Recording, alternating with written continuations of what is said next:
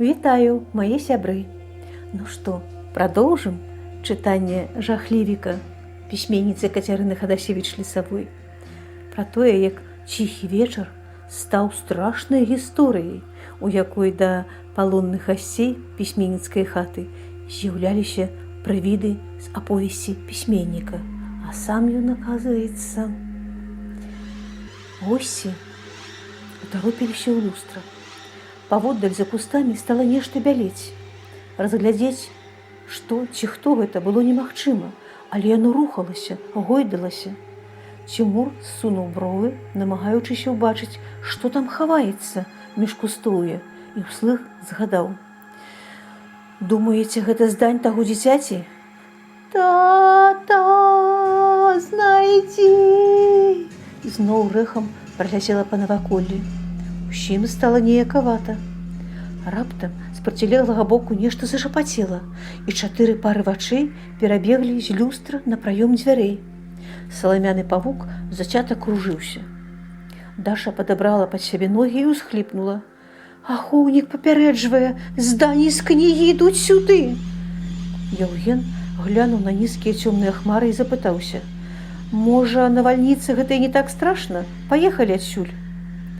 Даша запярэчыла: «Настаўнік па асновах бяспекі жыццядзейнасці дарма табе выдатна ставіць. Я ў такую навальніцу нікуды не паеду».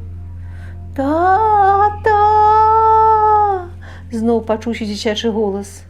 Усе прамаўчалі, але было відавочна, што выходзіць на вуліцу пад стрэлы маланкі і выбухі грому, туды, дзе чуецца голас здання дзіцяці, нікому не хочацца. Люстра ў драўлянай раме на фоне цёмнай сцяны нагадвала містычнае вока, якое пільна сачыла за ўсім, што адбывалася. Цімур таксама ўзлез на зэдлік з нагамі і раздражнёна сказаў: «Адчуванне, што мы палонныя, а не госці. І лезуць нейкія думкі, навошта і хто нас тут сабраў, і не дае пакінуць такое жудаснае месца. Ох, мне ніколі так дадому не хацелася, як зараз». Далей, паважаныя сябры, я не буду вам чытаць пра гандлярку кветак забыцця, пра рыбака-тапельца, пра настаўніцу пярэваратня, пра тое, як хлопцы лавілі прывіда падхватнікам, які нечакана загаварыў чалавечым голасам і паведаміў дзецям, што пісьменнік Міхась Пужалаў памёр больш года таму назад. І ў гэту ж хвіліну на тэлефон Яўгена прыйшло паведамленне ад пісьменніка: «Хутка буду».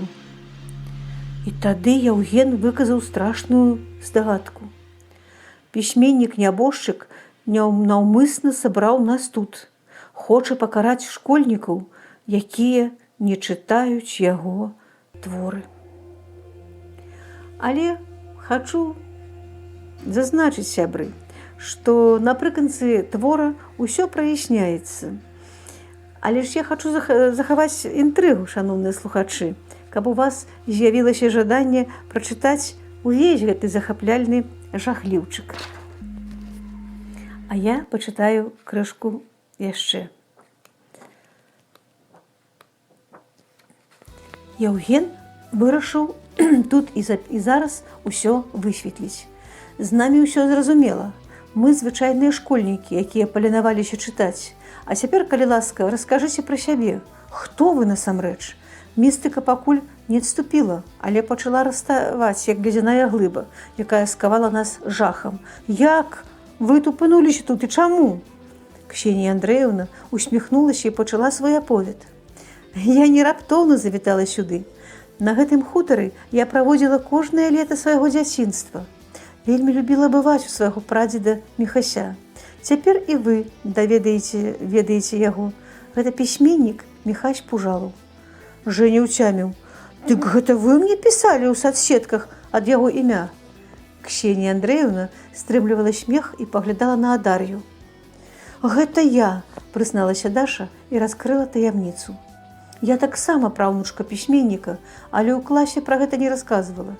асабліва пасля таго, як некаторыя незадаволена выказваліся, што не збіраюцца траціць час на чытанне опусаў нейкага там сучаснага пісакі. Крыўдна было чуць такое пра свайго прадзеда. А кнігі ў яго вельмі цікавыя. Я так радавалася, што яго творы ў школьную праграму ўвайшлі. А з вашага боку проста нявага. Нават не ўзяўшы кнігі ў рукі, адразу ставіць кляймо, або што. Акаунт пра творчасць прадзеда вяду я, і тут праляцела паведамленне ад хітруна, які хоча атрымаць выдатную адзнаку любым спосабам, абы толькі не чытаць. «Добрый дзень, паважаны спадар Міхась. Нам задалі сачыненне па вашай аповесці ціхім вечарам. А кнігі ў бібліятэцы разабралі, таму няма магчымасці пачытаць ваш цудоўны твор. Новая злая настаўніца паабяцала паставіць адзінкі, калі ў панядзелак не здадзім сачыненні. Дапамажыце, калі ласка, справіцца з заданнем». Я раззлавалася. Мне было крыўдна, што добрая літаратура, праца пісьменніка, выдатны, захаплялі твор, настолькі не цікавіць маіх аднакласнікаў. Ну, я хацела пажартаваць, напісала імя дзеда і паехала з вамі. А потым яно само закруцілася. «А адкуль з'явіліся прывіды? Ты падстроіла?» Натхнёна спытаўся Артур, і ў вачах яго яшчэ больш зацікаўленасці з'явілася да ўпадабанай дзяўчыны. «У вас нават былі прывіды?» – здзівілася Ксенія Андрэевна. Усе позіркі скіраваліся на Адар'ю. Яна вінавата ўсміхнулася. «Усё само склалася, быццам сапраўды старонкі кнігі дзеда Міхася ажылі. Я дапоўніла іх вобразамі, якія прыдумвала сходу. Мне самой было страшнавата, што так гладка ўсё ідзе, што прывіды адзін за адным. Прывід дзіцяці, што малое клікала тату? Што за малое клікала тату?» – высвятляў Цімур. «Сама не ведаю». Зацікаўлены гэтым супадзеннямі, Жэня прапанаваў: «Пойдзем паглядзім, хто па суседстве, што за дзеці, дождж ужо скончыўся». А заканчваецца кніжка вось такімі прыгожымі словамі. З гэтай кнігі, менавіта з кнігі «Ціхім вечарам», пачалося знаёмства школьнікаў з творчасцю пісьменніка, а далей ім адкрыўся захапляльны, прыгодніцкі, дзівосны свет чытання. Яны пасябравалі з кнігамі. Аказваецца, колькі пісьменнікаў у наш час пішуць такія цікавыя творы для дзяцей і падлеткаў. А летам дзверы адчыніў музей для наведвальнікаў на лецішчы пісьменніка Міхася Пужалава.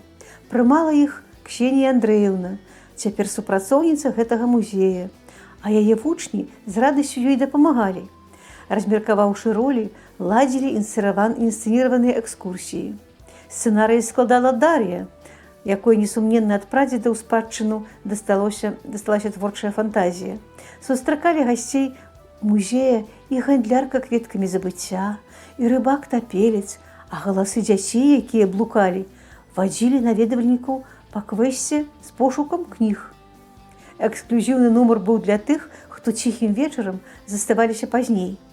Яны слухалі гісторыю пра пісьменніка і яго рыпучыя чаравікі, а потым чулі тое самае рып, і ў двор заходзіў дзед Антусь, брат дзеда Міхася, каб расказаць пра свайго брата і пачаставаць гасцей гарбатай з духмяных траў, што растуць на сядзібе пісьменніка. Вось так заканчваецца гэты жахлівік. Я спадзяюся, што тыя дзеці, хто яшчэ не чытае, не любіць чытаць, навучацца гэтай любові, таму што сапраўды беларускіх пісьменнікаў зараз шмат. Яны пішуць розныя творы для дзяцей. Калі ласка, далучайце сваіх дзяцей і ўнукаў да чытання. Пакуль пісьменнік да той пары жывы, пакуль яго кнігі чытаюць. А я з вамі развітваюся і чакаю вас на канале «Казкі на канапе».